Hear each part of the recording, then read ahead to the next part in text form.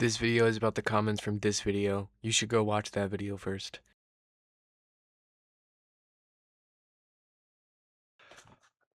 So that did surprisingly well. Now, 2,000 views might not sound like a lot to you, but considering my other highest performing video was only 800, not counting YouTube shorts, because who cares? This video is a pretty big deal for me. And I think a lot of that was because I got so many comments on that. And even though some were needlessly passive-aggressive, they are just bad design and bad for Magic because they are impossible to interact with, is how you, at face value, present your argument to be. If only your argument stopped there. What did I do? A lot of them were pretty cool and nice, even though they disagreed with me. But I felt like in the comments I was having the same conversation over and over and over again, and I wanted to come on here and just explain myself, because I think there were a few key misunderstandings in my point. Some of it being my fault. It wasn't supposed to be that serious of a video, so I was pretty casual and loose with this overall structure, and some of it was just people not listening, but that's completely fine. You don't have to listen to me like I'm a super important person saying an insanely important message. I'm just a random guy you saw talking about Magic cards, so it's all good. But yeah, let's talk about some comments.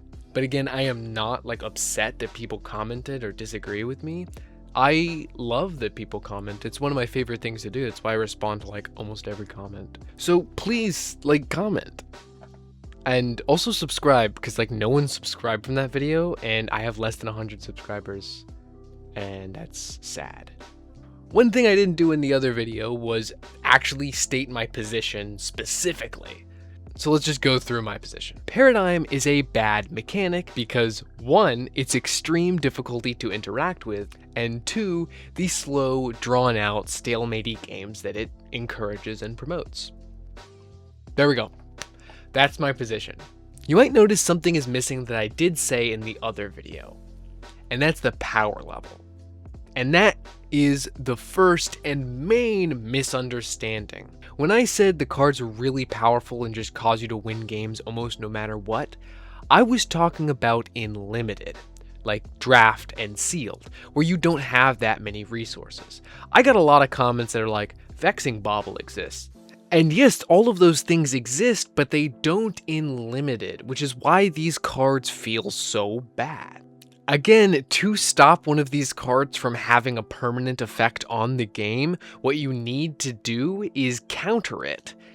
Because I don't think there are any stacks pieces in the set that will stop paradigm spells from going off the entire rest of the game. And these cards are extremely powerful in limited, because card advantage in limited is extremely important. Now, one response that I got after saying this comment, or something similar to people who understood that I was talking about limited, would say this: Rares and Mythics in limited just cause you to win the game all the time. No one directly said this, it was usually just part of their argument, so I don't have a direct quote, so just leave me alone. And they're not wrong. Most Rares and Mythics in limited will cause you to win the game, just off of themselves. But still, I think the Paradigm cards are worse. Again, there's the interactability. Most Rares and Mythics that are going to win you the game are permanents, mostly because most cards are permanents. And permanents are infinitely easier to interact with, because they stick on the board and you have many opportunities to remove them. Now, there are Rare and Mythic instant sorceries that can just win you the game. Off the top of my head, Magma Opus. This is an 8-drop from original Strixhaven that gives you so much value it is going to be extremely hard for the other player to come back. But the thing about that is that Magma Opus would end the game quickly. And that's the same thing with other Rare and Mythic creatures. At the Marvel pre-release that I did a few weeks ago, the Vision card ran rampant and destroyed so many people.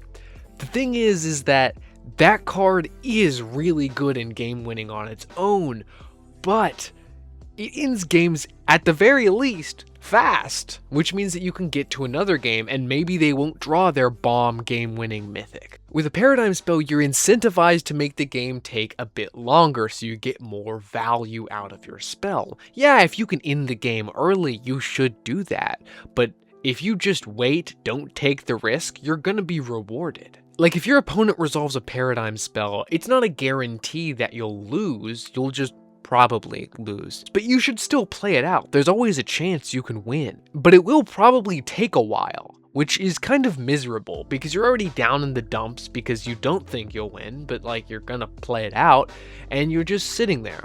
That's the reality of a lot of games of Magic though. When you're on the back foot, mulligan down to 5, your opponent gets a fast start, you just have to sit there. It's just that Paradigm creates these emotions quite frequently, and it's not fun. And I think that brings us to another thing. A card being bad, a card being bad for Magic, it doesn't mean it's overpowered, underpowered, whatever. It just means it's bad. And bad can mean a bunch of different things. A lot of it is feelings. I'm sorry to the facts and logic crowd watching. Like, the day and night cards aren't really bad because of power level, they're fine. It's just that it's extremely annoying to keep track of the day-night cycle, and it doesn't even always matter. The Paradigm cards aren't bad because they're overpowered. In fact, outside of Limited, they're not even really that strong. They're bad because of the games that they make. The ways that they cause players to play just don't generate very fun matches. And that's one reason why I don't like them. Well, that's what I had written down. But I think it would be cool to read some comments. So I'm gonna record on my phone. So I'm not gonna read all of this like to you. I did read all of it. It's just like, am I supposed to grind the video to a halt to read this? I don't know about that. But basically, they say that I'm only speaking from my perspective, and they don't play draft, and the claim that a card is bad for draft and therefore bad for Magic isn't very valid. Then they give some options of what Wizards can do to stop making cards that are bad for draft. Option A, all cards should be balanced for draft.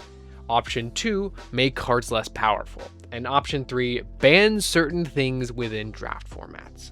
And then they say, so at the end of the day, which of these shitty ideas do you want to see? Well, first of all, I have a little bit more to my claim than just the card is bad for draft because of the power level, therefore it's bad for Magic. But that's fine. Like, a lot of people didn't get that, and it's fine. The second thing is that if you want to print some weird, powerful cards, I think there are plenty of places to do it, not in these kind of standard legal draft formats. First place that most weird cards are printed is in Commander products because they don't interfere with draft at all. The other option would be higher power level draft formats like Modern Horizons. A lot of Modern Horizons already is weird, kooky, like, cards.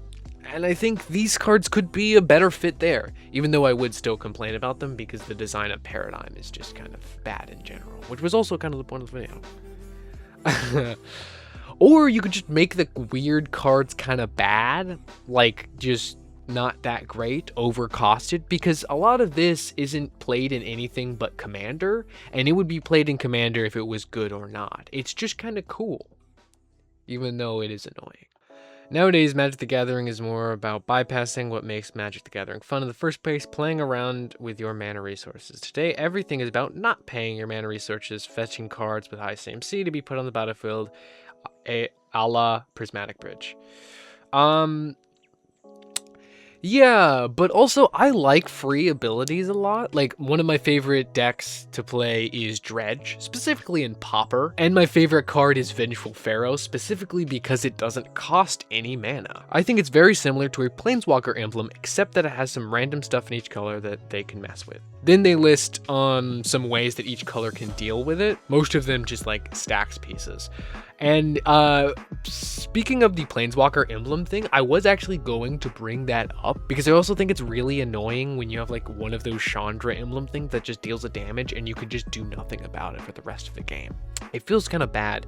The only thing about emblems that I think is a little different is that they're often tied to Planeswalker ultimates, which is one of the things that never happens during a game. It still can, usually with doubling season and things like that. But luckily with doubling season, you do usually get a chance. I mean, sometimes you don't, and sometimes it is really annoying. And I'm not like defending it, like they're both kind of annoying and they both have a problem with interaction.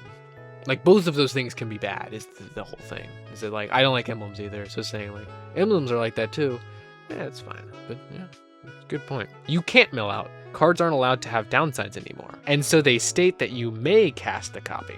This is actually a really good point because I said in the video that red and black spells cause you to draw or use cards out of your deck. You might actually mill yourself out, especially when you only have 40 cards in your deck. But because it says may, whenever you get low, you could just not. Which, yeah, that's true. Cheese stands alone. Now I know my ABCs. Approach of the Second Sun, Thassa's Oracle, Coalition Victory, Maze's End, Felidar Sovereign. Just examples of, if you don't have a counterspell, you can't interact. Now, someone else said this in the comments, but all of those except for Thassa's Oracle are interactable. With Maze's End, you have land destruction. With Cheese Stands Alone and Felidar Sovereign, those are things that trigger on your upkeep, so you can't do it. But also, like, both of those things are also permanent, so you can counterspell them or destroy them.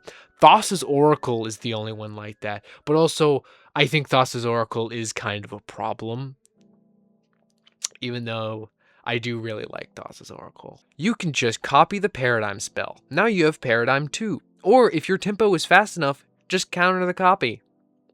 I don't think this is how this works. I'm not a rules person that well. I'm not like a judge or anything, but I don't think this is how this works. Because it goes to exile and then it casts the copy of the exiled spell, I think you actually have to have a physical spell there, and I don't think the copy would stay like that. I'm not 100% sure how this would work exactly, but I don't think that you would be able to copy it. But if I'm wrong, please tell me in the comments.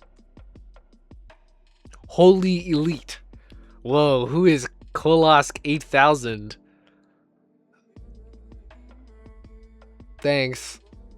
So thanks for the comments, guys. I really like doing one of these videos, and if I get more comments, I probably won't make like a third video about Paradigm. That would probably be too much, but I'll try and do some stuff, and if you guys comment, like and subscribe so we can get some more good discussions in about Magic cards.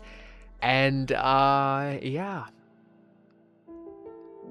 just thanks in general, guys.